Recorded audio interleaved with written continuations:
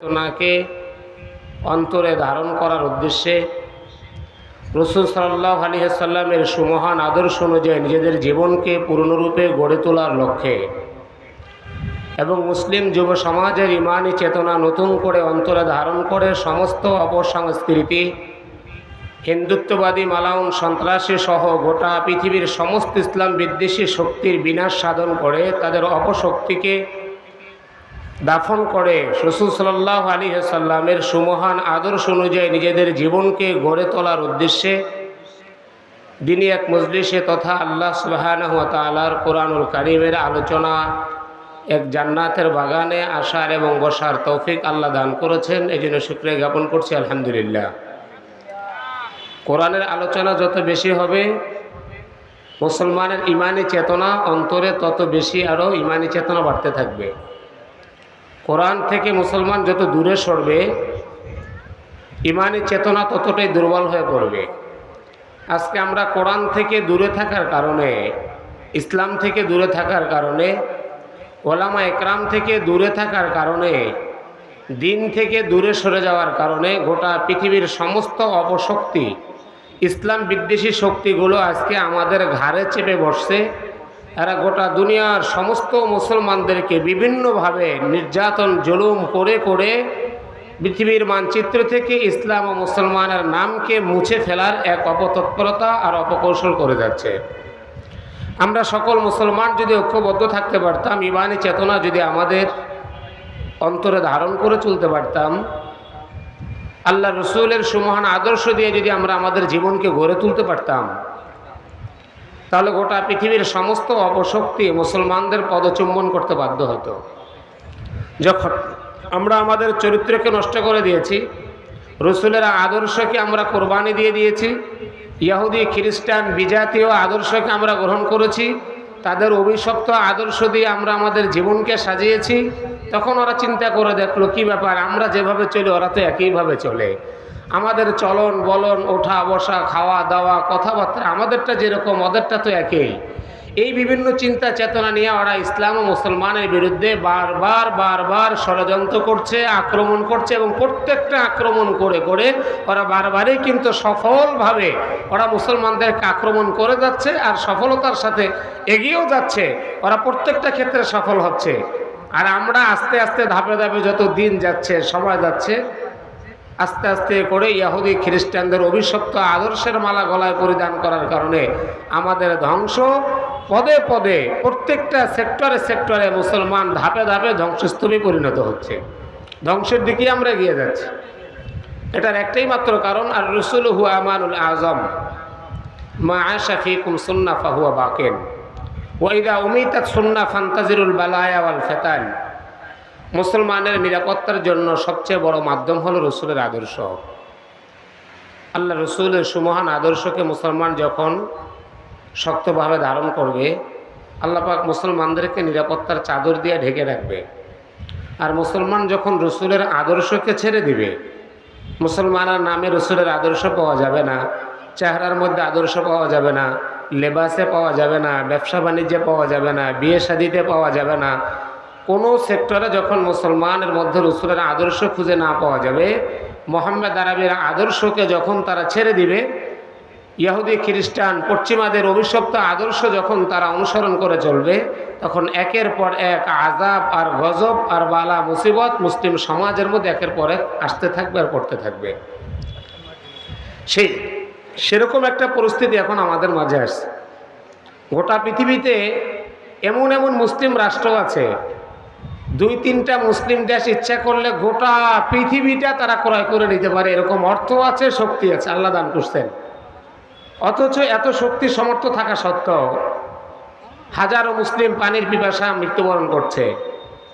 একটা রুটির বিনিময়ে তারা, রুটির কারণে তারা মৃত্যুবরণ করছে। হাজারো মানুষ না খেয়ে ধুকে ধুকে মারা যাচ্ছে। হাজারো মুসলিম বাচ্চা এক ঢোক দুধের বিনিময়ে দুধ পাচ্ছে না বিধায় ধুকে ধুকে কাতরাচ্ছে। মায়ের সামনে হাজারো সন্তান হাজারি করছে, রোনাজারি করছে, আর্তনাদ, তাদের আত্মচিৎকার। গোটা পৃথিবীর আকাশ পাতাল সব ভারী হয়ে যাচ্ছে। এমন এমন কিছু জায়গা আছে, ফিলিস্তিনের কথা বলি, সেখানে হাজারো হাজারো ট্রাক সারিবদ্ধভাবে দাঁড়িয়ে আছে, তাদেরকে ঢুকতে দিচ্ছে না। বাচ্চাগুলো না খেয়ে মারা যাচ্ছে, মা না খেয়ে মারা যাচ্ছে, সন্তান না খেয়ে মারা যাচ্ছে। হাজারো সন্তানের আর্তনাদ, আত্মচিৎকারে গোটা দেশের আকাশ বাতাস ভারী হয়ে গেছে। এমন এক পরিস্থিতি সেখানে, অথচ চতুর্দিকে বড় বড় মুসলিম রাষ্ট্রগুলো আছে, যাদের টাকা আছে, অর্থ আছে, জনবল আছে, সৈন্যবলও আছে, অস্ত্রবলও আছে, অর্থ সম্পদও আছে।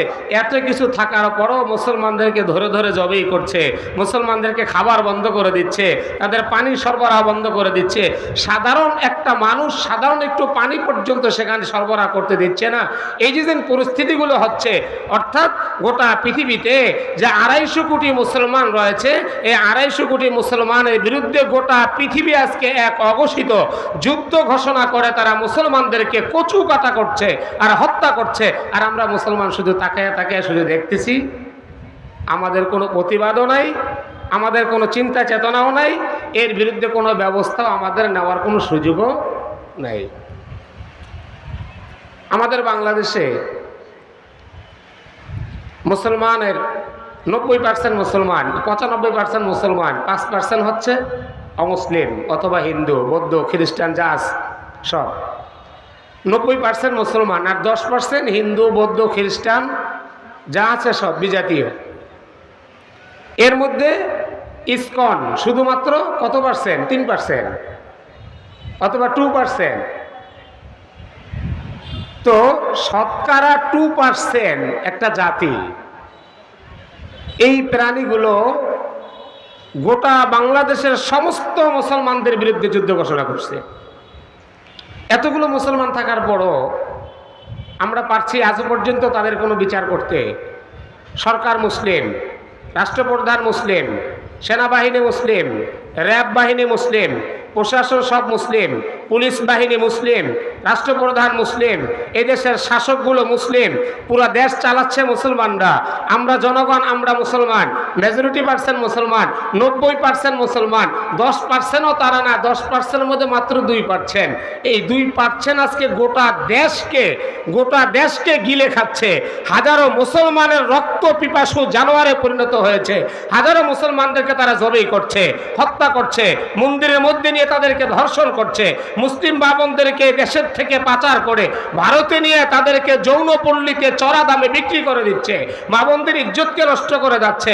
হাজারো মুসলমানকে পাচার করছে, আলেমদেরকে জবাই করছে, আলেমদেরকে গুম করছে, আলেমের ইমামের মা বোনদেরকে হত্যা করছে, তাদেরকে ধর্ষণ করছে, মুসলমানের মসজিদকে হামলা করছে, মুসলমানের মসজিদে ঢুকে মসজিদের মধ্যে তারা গেরুয়া পতাকা উড়াচ্ছে, নাপাক নিক্ষেপ করছে, মুসলমান মেয়েদেরকে বিভিন্নভাবে তাদের কপালে তাদের সিঁদুর পরিয়ে দিচ্ছে।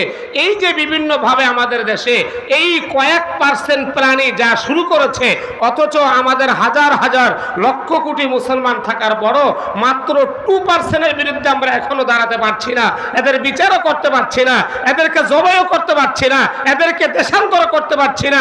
এটাই চূড়ান্ত প্রমাণ মুসলমান আমরা আছি, শুধু নামে মুসলিম আছি, মুনাফিকি আমাদের অন্তরের মধ্যে ভরপুর হয়ে আছে।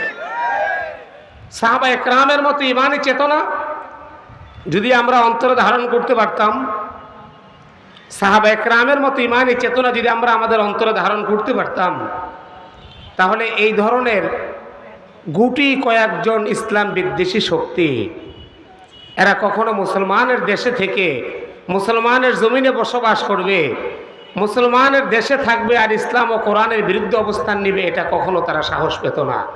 ওরা সাহস পেয়েছে কারণ দেখতেছে যে মুসলমান শুধু নামে, আমরাও মিথ্যা বলি ওরাও বলে, আমরা জানাবে বিচার করি ওরাও করে, আমরা ডেকসেট বাজাই ওরাও বাজায়, আমরা মানুষের হক নষ্ট করি এরাও করে, আমরা নামাজ পড়ি না ওরাও করে না, আমরা দাড়ি রাখি না ওরাও দাড়ি রাখে না, আমরা মানুষের হক নষ্ট করি ওরাও করে, আমাদের মেয়ে যেই ড্রেস পরে ওদের মেয়ে একই ড্রেস পরে, আমি আমার মেয়েকে পশ্চিমাদের মতো সাজিয়েছি, ওরাও ওদের মেয়ে পশ্চিমাদের মতো সাজাচ্ছে, আমার মেয়ের বিবাহর কোয়ালিটি যেরকম, বিবাহের মধ্যে যেই ক্যারেক্টারিতে আমরা বিবাহ দেই, এদের একই অবস্থা। কোনো জায়গায় এদের সাথে আমাদের সাথে কোনো ভেদাভেদ নাই, সবই তো একই। এদের চরিত্র আমাদের চরিত্র, এদের বলন, এদের পোশাক, এদের ধরন, এদের কথাবার্তা, এদের কার্যক্রম, ব্যবসা বাণিজ্য, বিবাহ শাদী আমাদের থেকে কিছুই তো আলাদা না, সবই তো একই কোয়ালিটির। এই চিন্তা চেতনা নিয়ে তারা চিন্তা করলে এদের বিরুদ্ধে ষড়যন্ত্র করলে ওই ষড়যন্ত্র মোকাবেলা করার মতো শক্তি সাহস তাদের নাই। এই চিন্তা চেতনা নিয়েই কিন্তু তারা বারবার আক্রমণ করে যাচ্ছে, আর তারা সফল হচ্ছে। আর একবারও তাদের বিরুদ্ধে আমরা বীর বিক্রম গতিতে মোকাবেলাও করতে পারছি না, আর তাদের বিরুদ্ধে আমরা কোনো ব্যবস্থাও নেওয়া সম্ভব হচ্ছে না। ওদের মিনিং হলো এই পৃথিবী, এই বাংলাদেশ উপমহাদেশ, এই উপমহাদেশকে অখণ্ড ভারত হিসাবে, এই উপমহাদেশকে এটা একটা অখণ্ড ভারত হিসাবে তৈরি করতে হবে। এটা হবে অখণ্ড ভারত, মুসলিম মুক্ত দেশ হিসাবে করতে হবে।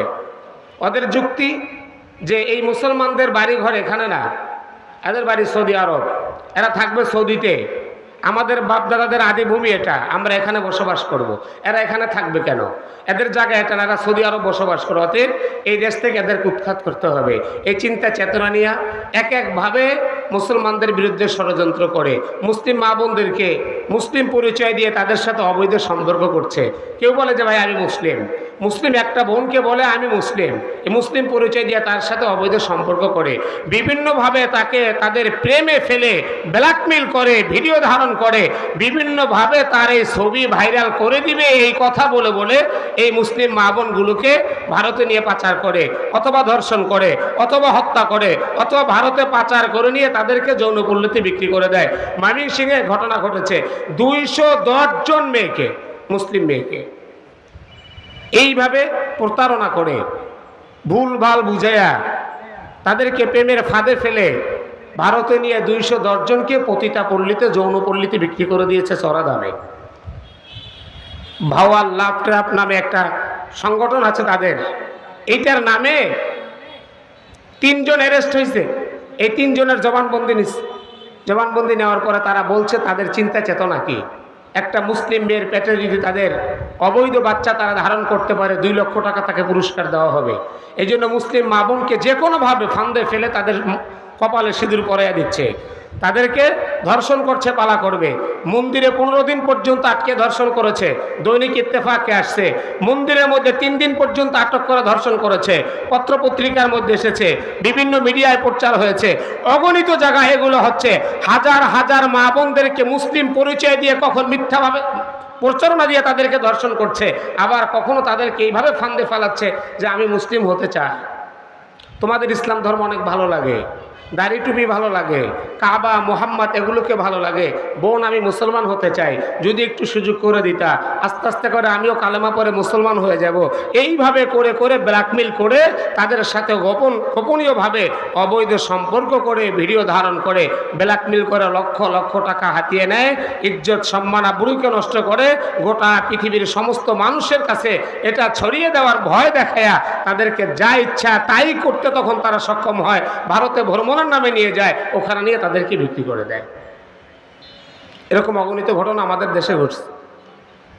আল্লাহর কোরআনকে অবমাননা করেছে ইসকন সদস্য, আল্লাহ রসুলের বিরুদ্ধে গালি দিয়েছে ইসকন সদস্য ভোলায় বিলাস চন্দ্র পাল, কোরআন অবমাননা করেছে এই দেশে ইসকন সদস্য। আবরার ফাহাদকে হত্যা করেছে বুয়েটের ইসকন সদস্য অমিত সাহা। আলিফকে হত্যা করেছে আইনজীবী চট্টগ্রামে ইসকন সদস্য। মসজিদে চট্টগ্রামে হামলা করেছে ইসকন সদস্য। স্বামীবাগে তারাবির নামাজ পড়ারত অবস্থায় মসজিদে হামলা করেছে ইসকন সদস্য।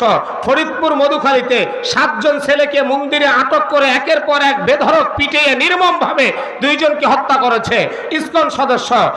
অগণিত মুসলমানদেরকে এইভাবে তাদের উপর জুলুম নির্যাতন করছে।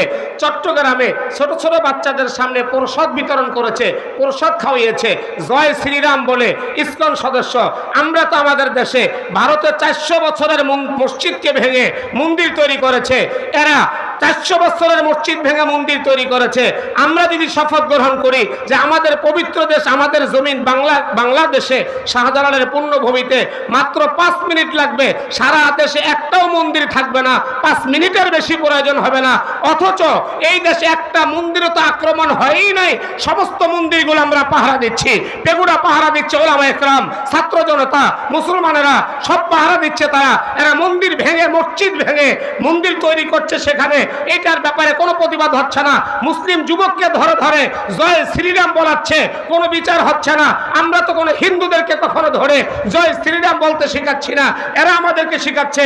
মুসলমানের মসজিদে প্রবেশ করে ইমামকে সিলেটে জবাই করে দিয়েছে। এদের বিরুদ্ধে কথা বলার কারণে ও মুসলিম জাতি একের পর এক ষড়যন্ত্র চক্রান্ত তারা করেই যাচ্ছে। আজও পর্যন্ত একটা বিচার এখনো হয় নাই। কেন বিচার হচ্ছে না? কেনই বিচার করা যাচ্ছে না? কেন গ্রেফতার হচ্ছে না? মন্দিরগুলোকে অস্ত্রের পাহাড় বানিয়েছে, অস্ত্রের ট্রেনিং দেওয়া হচ্ছে তাদের মন্দিরে।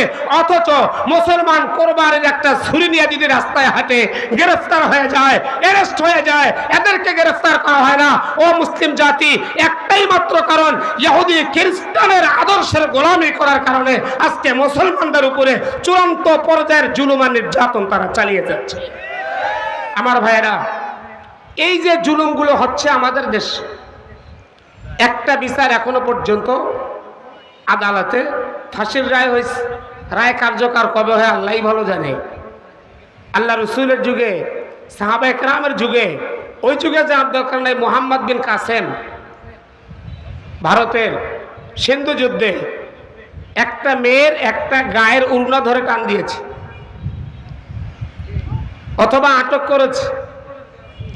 হাজ্জাজ বিন ইউসুফের নিকুরে চিঠি লেখছে। হাজ্জাজ বিন ইউসুফের নিকুরে চিঠি লেখছে।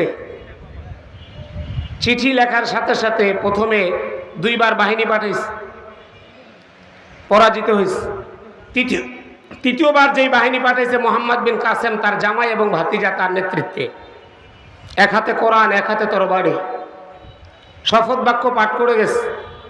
এক মুসলিম বোনের ইজ্জত রক্ষার জন্য গোটা আরব দেশের সকল মুসলমান ঐক্যবদ্ধ হয়ে লড়াই করে চূড়ান্ত পর্যায়ের সিন্ধু বিজয় করেছে। খলিফা মুতাসিম বিল্লাহ শপথ করেছে আমি পানি পান করব না। এক মুসলিম বোনের একটু কাপড়ে টান দিয়েছে, বলে আমি যতক্ষণ না পর্যন্ত একে পৃথিবী থেকে বিদায় না করব আমি পানি পান করব না। মোল্লা ওমর দরজ থেকে উঠে গেছে। শাইখুল হিন্দ মাহমুদুল হাসান দেওবন্দি রহিমাহুল্লাহ দরজ দিচ্ছেন। এক বোনের ইজ্জত নষ্ট করেছে, ধর্ষণ করেছে, কানে আসছে, সঙ্গে সঙ্গে শপথ করেছেন আল্লাহর কসম, এই প্রাণীকে যতক্ষণ পর্যন্ত আমি পৃথিবীর মানচিত্র থেকে বিদায় না করব আমি এক গ্লাস পানি পান করব না। তাকে হত্যা করে জাহান্নামে পাঠাইছে, তারপর পানি পান করছে। এ তো মুসলমানের ইতিহাস।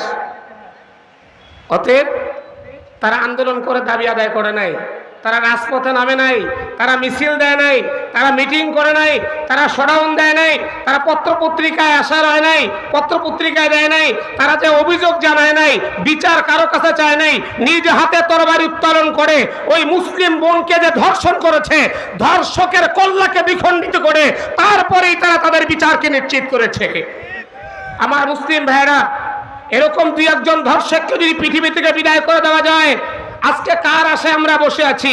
একের পর এক আমাদের উপর জুলুম করা হচ্ছে, একটা বিচার হচ্ছে না, বিচারের আশায় বসে আছি, মিছিল করতেছি, মিটিং করতেছি, এখনো বিচার পাওয়া যাচ্ছে না। অতএব আমরা কাদের দিকে তাকিয়ে থাকবো?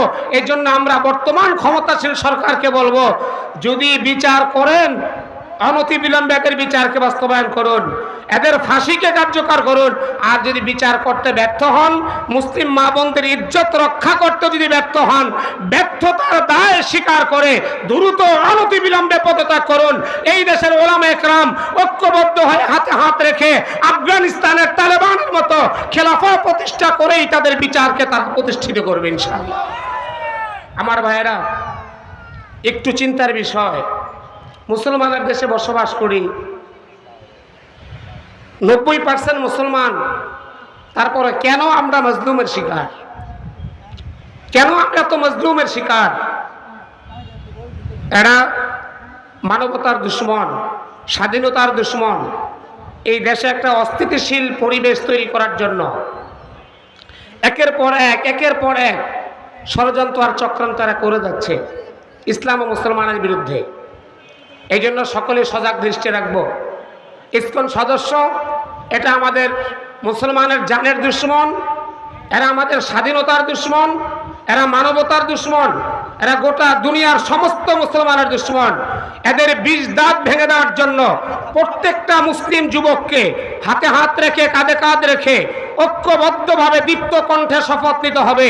এই শাহজালালের পুণ্য পবিত্র ভূমিতে এই সমস্ত কুলাঙ্গার ইসকন যারা রয়েছে এদের একজন সদস্য আমাদের মাদারীপুরের পবিত্র ভূমিতে যদি তাদেরকে পাওয়া যায়, অনতি বিলম্বে প্রশাসন যদি তাদের গ্রেফতার না করে, এদের কোনো ধরনের কোনো অপতৎপরতা যদি আমাদের এই জমিনের মধ্যে তারা করে, জায়গায় মাটির নিচে দাফন করে দেওয়ার জন্য কারা কারা প্রস্তুত আছেন? আল্লাহ সকলকে কবুল করে বলুন আমিন। এদের অভিশপ্ত শিকড় এই পবিত্র জমি থেকে উপড়ে ফেলতে হবে। এই পুরা বাংলার জমিনে ইসকনের কোন অভিশপ্ত শিকড় এই জমিনে থাকতে পারবে না। সকল মুসলিম যুবককে হাতে হাত রেখে শপথ গ্রহণ করতে হবে। এই পবিত্র ভূমির পবিত্রতা রক্ষার জন্য, প্রতি ইঞ্চি মাটির পবিত্রতা রক্ষার জন্য ইসলামের শত্রু, মুসলমানের শত্রু, দেশের শত্রু, স্বাধীনতার শত্রু, মানবতার শত্রু, এদেরকে চূড়ান্ত পর্যায়ে মোকাবেলা করতে হবে, প্রতিহত করতে হবে। প্রয়োজন সকল মুসলমান যদি আমাদের জীবন দিতে হয়, রক্ত দিতে হয়, জান দিতে হয়, জেল যেতে হয়, যত ধরনের আমাদের উপর জুলুম করা হোক না কেন, এদেরকে পবিত্র ভূমি থেকে একদম চূড়ান্ত পর্যায়ে এদের বিষ দাঁত, এদের বিষাক্ত শিকড় উপরে ফেলে চূড়ান্ত পর্যায়ে নিষিদ্ধ করতে হবে। এটা আমাদের ঈমানের দাবি, ঠিক কিনা বলেন? এই দাবি যেন অনতিবিলম্বে বাস্তবায়ন করা হয়। শুধু তো আমরা আলোচনা করেই যাই, দাবি জানিয়ে যাচ্ছে 10 বছর যাবত, কিন্তু এখনো পর্যন্ত পূরণ হচ্ছে না। দাবি যদি পূরণ না হয় তখন ওই যে সাহাবায়ে কেরাম যেটা করেছে এটা ছাড়া আমাদের আর কোনো বিকল্প নেই। কথা বুঝে আসছে? দাবি যদি এইভাবে পূরণ না হয়, দাবি পূরণ করার যেই পন্থা সেটা অবলম্বন করতে হবে। ইসলাম ও মুসলমানের দুশ্মনকে জায়গায় মাটির নিচে দাফন করে দিতে হবে, ঠিক না? এক মুসলিম বোনের ইজ্জত রক্ষা করার জন্য যদি পুরো আরব গোষ্ঠী জিহাদের দাওয়া বাজিয়ে দিতে পারে, আমরা হাজারো মুসলিম মা বোনের ইজ্জত নষ্ট করছে, এদেরকে পাচার করছে, এদেরকে যৌনপল্লীতে বিক্রি করে দিচ্ছে, পত্রিকায় আছে, মিডিয়ায় ভাইরাল হচ্ছে। এরপরে যুবক আমরা কিভাবে স্থির থাকতে পারি আমাদের জায়গায়? এই যৌবন দিয়ে কি হবে?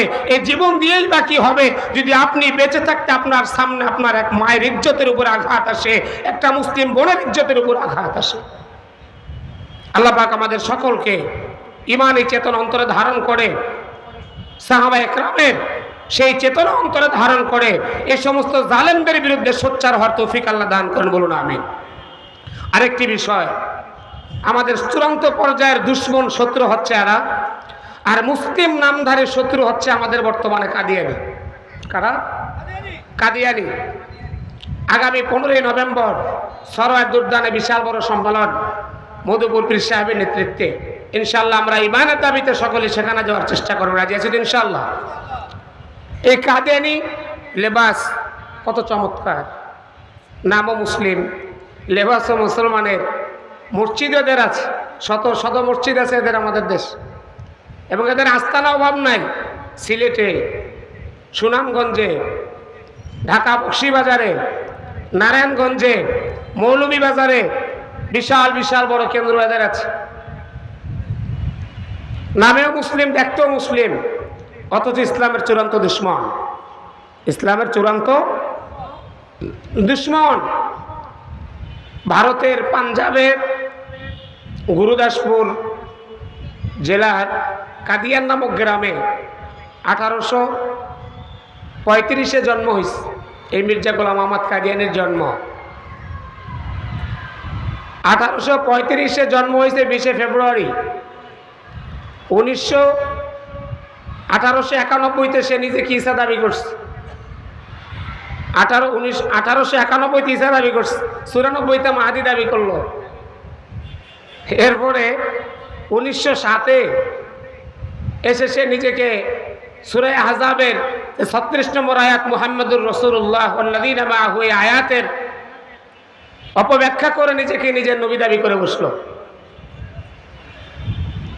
উনি বলে আমার কাছে ওহী আসে। আমাদের কিতাবের নাম যেমন কোরআনুল কারীম, ওনার ওহির কিতাবের নাম হচ্ছে কিতাবুম মুবিন, তাজকিরা। এটা ওনার কিতাব, ওনার নিকটে ওহি আসে। উনি ওখানে লেখছে তাজকিরা কিতাবের 282 নম্বর পৃষ্ঠার মধ্যে, हर वो शख्स जो मेरे वही को ना माने और मुझे मेरे हाथ पर बायात कबूल ना करे और मेरे पैरवी ना करे मुसलमान नहीं होगा। যে আমার ওহি মানে না, আমার অনুসরণ করে না, আমার হাতে বায়াত নেয় না, সে মুসলমান না। সে কি না मुसलमान ना। मुझ पर जो वही नाजिल होता है उसको जो इनकार करेगा वो काफिर हो जाएगा। 580 নম্বর পৃষ্ঠা তাজকিরা কিতাবের। আমার উপর যে ওহি আসে এটাকে যদি কেউ অস্বীকার করে তাহলে সে কাফের হয়ে যাবে। ওনার ছেলে বশির, এম এ বশির আল কালিমাতুল ফাসল কিতাবের 110 নম্বর পৃষ্ঠার মধ্যে লিখছে, हर वो शख्स जो मूसा को मानता ईसा को नहीं मानता और जो ईसा को मानता मोहम्मद को नहीं मानता और जो मोहम्मद को मानता है लेकिन मसीह मौऊद को नहीं मानता वो काफिर नहीं बल्कि पक्का काफिर है। যে ব্যক্তি मूसारे माने ईसारे माने ना, जे ईसारे माने मोहम्मद के माने ना और जे मोहम्मद के माने তবে আমি মির্জা গোলামকে নবী হিসাবে মানে না, সে কাফেরই না বরং পাক্কা কাফের। 281 নম্বর পৃষ্ঠা তাজকিরা কিতাবে লেখছে, যারা আমি মির্জা গোলামকে নবী হিসাবে মানে না, অহুম যুররিয়াতুল বারায়া, তারা জারদ সন্তান। যারা একে নবী হিসাবে মানে না তারা কি জারদ সন্তান। এদেরকে নবী হিসাবে হিন্দু মানে না, খ্রিস্টানও মানে না, বৌদ্ধও মানে না, গোটা দুনিয়ার কেউ মানে না।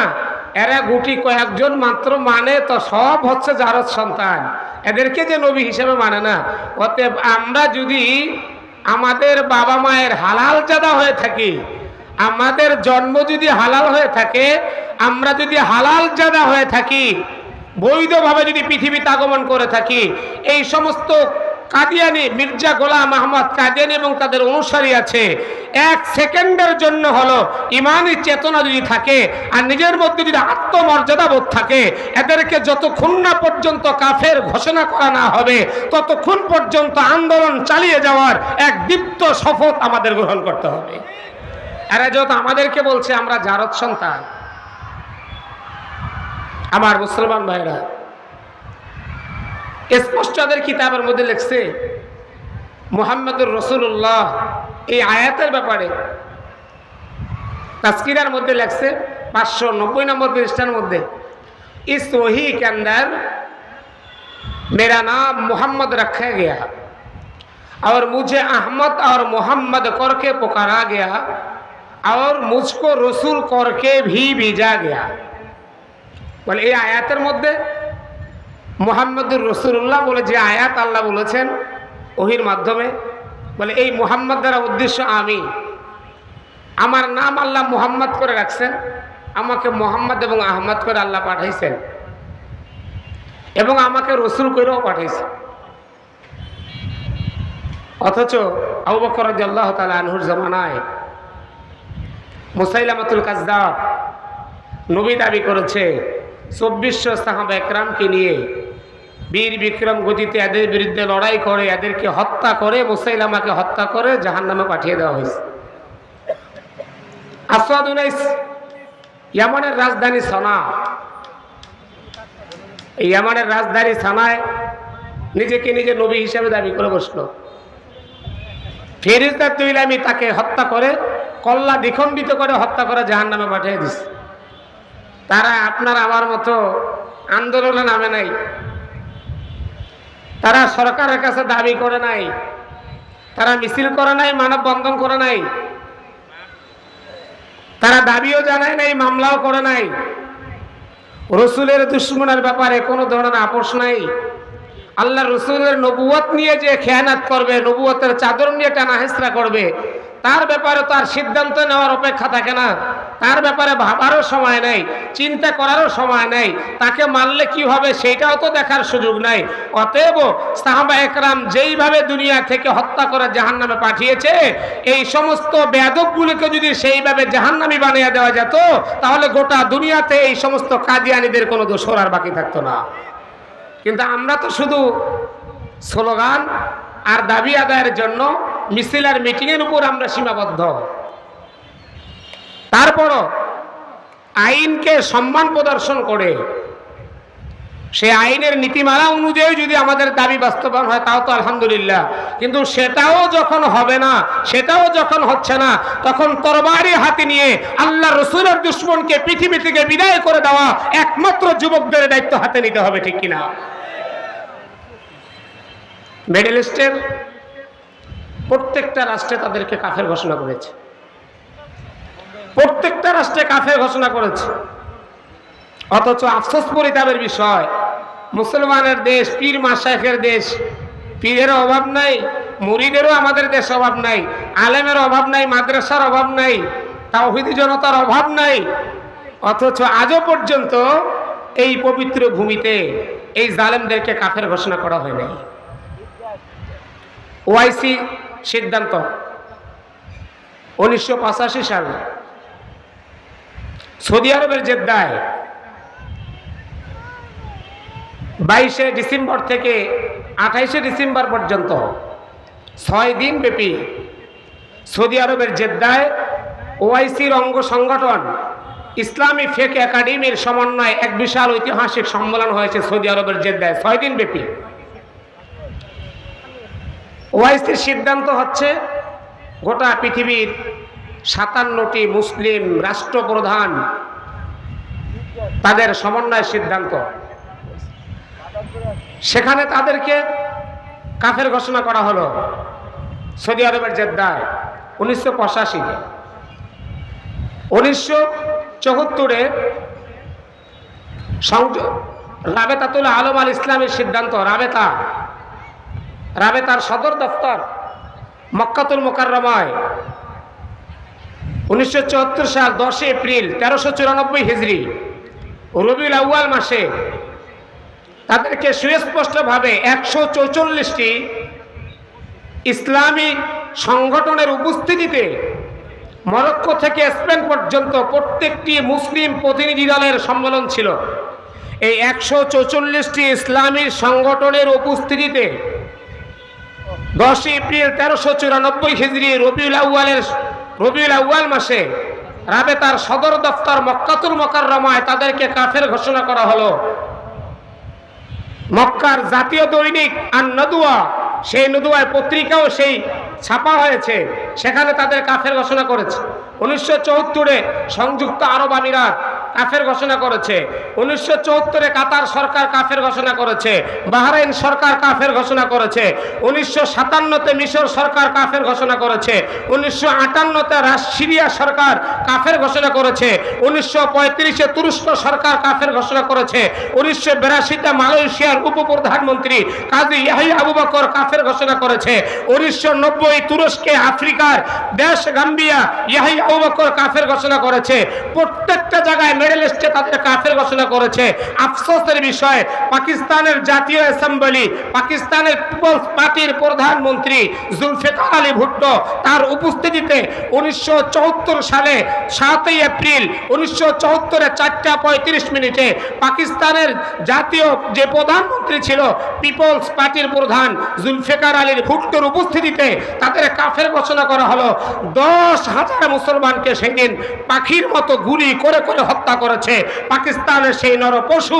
আমার তো বিশ্বাস, আমার দেশে যদি এদের কাফের ঘোষণা করার প্রয়োজনে 10,000 নয় 10 লক্ষ মুসলমানের জীবন দেওয়া লাগে, তাও এই দেশের মুসলমান প্রস্তুত রয়েছে। এই জন্য আমি বর্তমান সরকার সহ যারা সামনে নির্বাচন করবেন, প্রত্যেকের নির্বাচনী ইশতেহারে মুসলমানের হাজারো কোটি মুসলমানের ইমানের দাবি এটা থাকতে হবে যে আমরা ক্ষমতায় যাওয়ার পরে কাদিয়ানীদেরকে অমুসলিম আমরা ঘোষণা করব, এটা যদি ইশতেহারে থাকে গোটা দেশের সমস্ত মুসলমানের ম্যান্ডেট তাদের দিকে যাবে, তারা তাদেরকে নির্বাচন করার ওয়াদা বা প্রতিশ্রুতি নিতে পারে। আর এই ইশতেহারে যারা এই স্বাক্ষর করতে না পারে তাদেরকে মনে করতে হবে এদের ইমানের মধ্যে নেফাকি আছে, এদেরকে দিয়ে নির্বাচন করে এই দেশে ইসলাম অন্তত প্রতিষ্ঠা করা কখনো সম্ভব হবে না। আল্লাহ পাক আমাদেরকে বোঝার আমল করার তৌফিক দান করুক। ফিতনার যুগ, ফিতনা থেকে বেঁচে ফিতনার মোকাবেলা করে ইমানি চেতনা অন্তরে ধারণ করে আল্লাহ পাক আমাদেরকে ইমান ইসলাম নিয়ে বাঁচার তৌফিক দান করেন। আমিন। ওয়া আখিরু দাওয়ানা আলহামদুলিল্লাহি রাব্বিল আলামিন।